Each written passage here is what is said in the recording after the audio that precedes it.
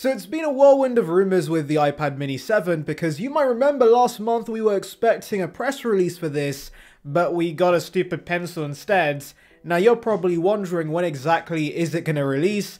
Well, thankfully we have an update. I do want to emphasize though, specifically when it comes to the iPad mini 7, you should be taking this information with a humongous grain of salt. As I said, we were led on by rumors just a few weeks ago that it would launch soon, but we were massively disappointed because there were no new iPads. So please remember these are leaks at the end of the day and could be completely false. Anyways, Ming-Chi Kuo gave us an update on the 2024 timeline for new iPad releases, and apparently according to his sources, we won't see the iPad mini 7 till the second half of 2024, so that's likely September or October. Now I'm really hoping this is not the case because many of us, including myself, are waiting for the new model and September is quite a while away.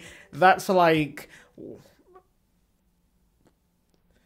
many days away, so yes, please release this as soon as possible. However, there is a silver lining here because we're unsure about which chipset the Mini 7 could get, and I'll get more into that later in the video, but if it does release with the iPhone 16 in September, there is a chance this Mini 7 gets the brand new A18 chipset, which would future-proof it in a massive way. And by the way, would like to remind you guys, like this video and subscribe for more content like this, it would be appreciated. But let's actually talk about the upgrades we can expect with the Mini 7, and like I've been saying for a while, 9to5Mac tells us this refresh won't be that major. So for those holding out for OLED or 120Hz, we're not getting any of that. The main upgrade is going to be a new chipset, and if we're lucky we could see some new colors. Hopefully they get rid of Starlight and give us a proper silver again. But yes, Apple's not going to be trying very hard with this update. Now I know some may be wanting Apple to chuck an M3 into this iPad,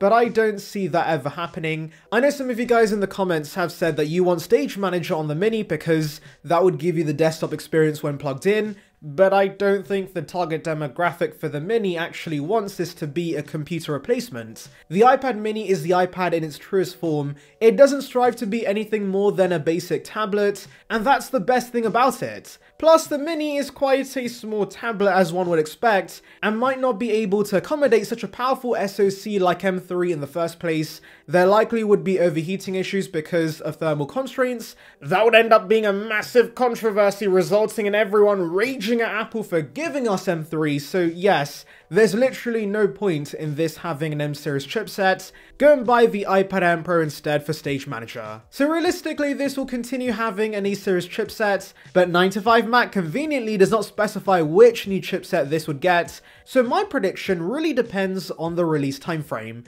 If we see it before September, there is a chance it gets A16, which would be a pretty mild upgrade over the A15, and while I would love to see the A17 Pro or even a non-Pro A17, I have my doubts about that considering the Mini is a much cheaper product than the iPhone 15, and that doesn't even get the newest SoC inside. Since back when the iPad mini 6 released, both the 13 and the 13 Pro had the A15, but that's no longer the case. The regular phones get last year's chip instead. However, if Kuo is right about a September or October release, there is a chance we could see the A18.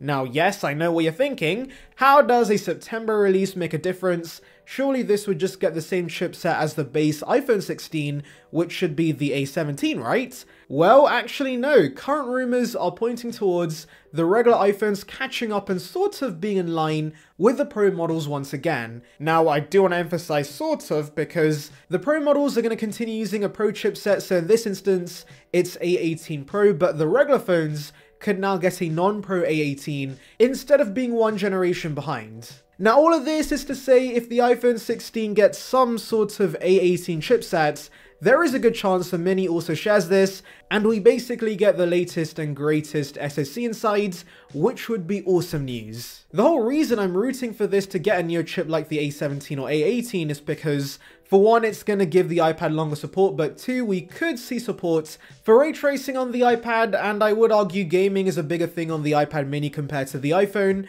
and so hardware ray tracing could be a huge deal, guys. I know right now not many games support this, and even I don't play games very often, so I will not benefit from having this, but the more devices that support this, the more likely it is for game developers to jump on boards and take advantage of the hardware sides. And I've seen a few of you guys in the past ask me how COD Mobile runs on previous iPad models, and so just imagine how games could be with the power of ray tracing. That would be a massive upgrade for the Mini 7. You could maybe even run the full-fat version of Call of Duty, since A17 Pro right now does support some games ported directly from the PS4, so a new chipset could turn this iPad into the ultimate gaming machine, and I'm praying it doesn't get the A16. However, let me remind you guys, please do not get too excited about this.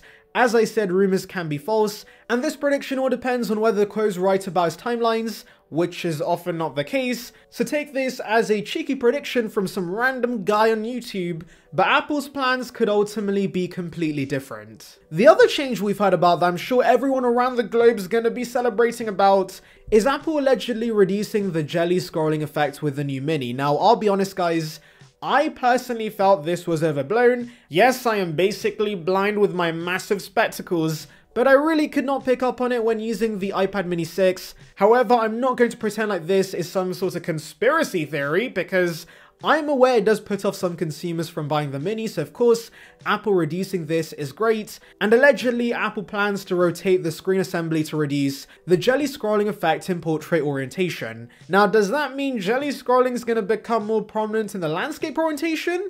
Who knows, but at the end of the day, I don't care about this. And that's about it for the changes. Maybe the cameras might get some slight upgrades, but honestly, who cares about that? I don't remember the last time I used my iPad to take a photo.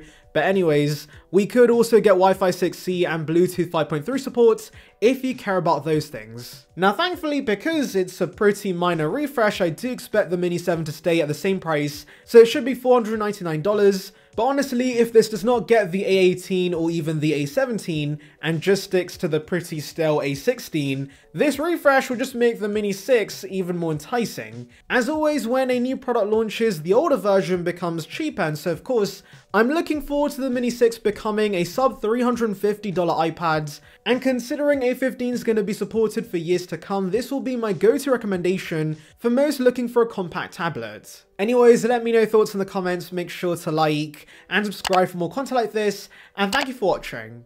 So I was very glad about that, but let's take this out of the actual box. Let's put on this. That's got some heft to it, but it's not too heavy. I like it quite a lot. I've actually